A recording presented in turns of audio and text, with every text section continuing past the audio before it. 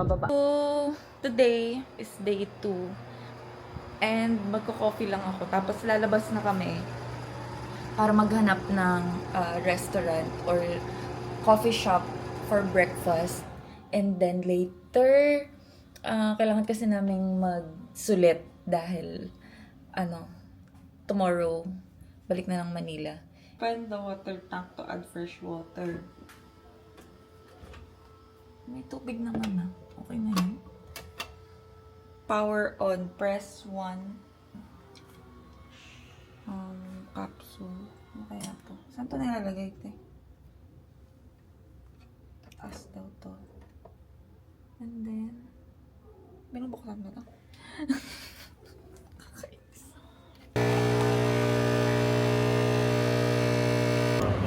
Hi guys, we're now walking papunta sa beach front. So, while nasa labas yung mga kasama namin, si Sint and si Mami Jen, gagala din muna kami. And, anong oras na? I think 10 a.m. na. And, maghahanap lang kami ng makakainan.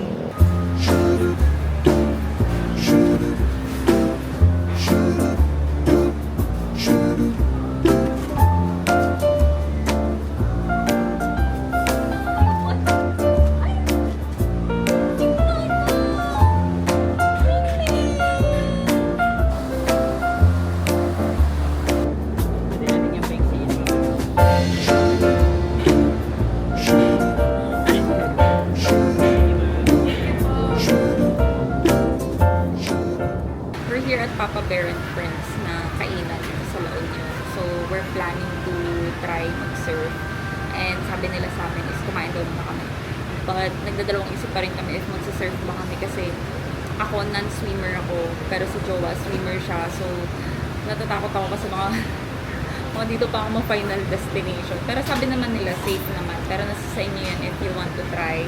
Ako, sa totoo lang, gusto ko siya i-try kasi syempre minsan ka lang pumunta dito. Pero, yun nga, nag-aalala rin ako sa safety ko kasi hindi talaga ako swimmer. So, here's my order. Glazed spam silog. Then, ano yung order mo? Bagnet sisig.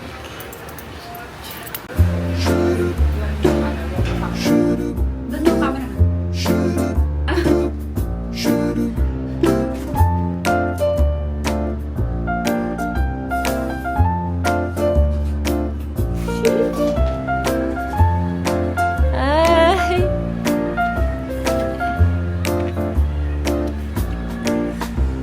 First copy. Second copy. Ay, cute! Doon pala kami nagsistay sa Alisea. So, sobrang ganda ng Airbnb na yun. And yung location, kasi sobrang ganda ng Airbnb na yun. Sobrang linis, sobrang aesthetic. So, for example, kung gusto nyo mga barkada, ganyan, mag-LU kayo, ayun, perfect rin yung Airbnb na yun. Ayan, and shout out to Hubgod and Mami Jen for, inviting us.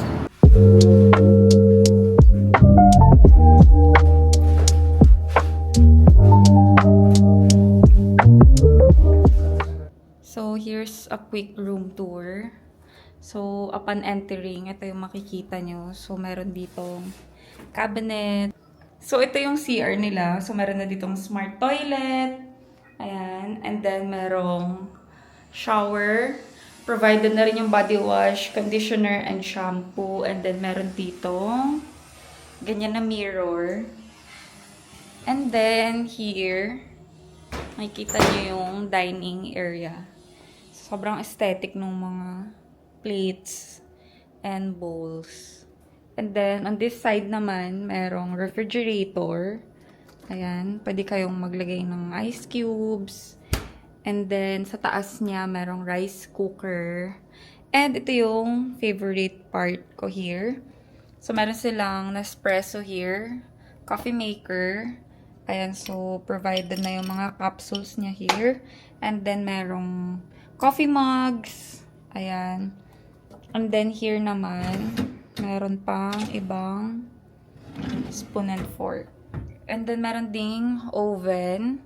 Meron din sila ditong initan ng tubig. And then ayan yung mga provided pa na mga glass, pitcher. And then here naman is yung sink.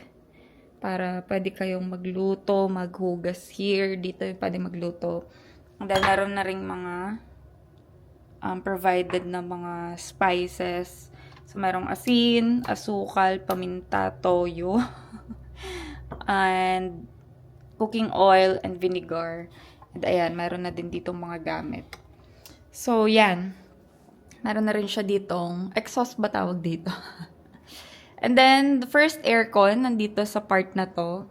So, merong TV, and then may mga cabinets pa here. Ayan. And then, here yung sofa or sala area. So, meron dong working table na provided din. And, nagiging bed to pala, tong sofa na to. And then, here naman, if you want, meron naman silang division na curtain na ganito. So, if ever na barkada kayo or family and natutulog na yung mga kasama nyo, pwede nyo tong gamitin para if nag-movie kayo here, hindi naman sila maaabala. So, yan. Merong 2 beds here. Itong bed na to is, I think, queen or double size. And this one is single size. So, yan. Meron ditong ilaw. And then, may mga provided na saksakan and switch. And, meron dyang table. And ito yung best part. So, excuse na lang the mga gamit. So, ayan. May cute dito na mirror. And this is a working space. So, may chair na siya. And may mga drawers na rin here para pwede mailagay yung mga gamit mo.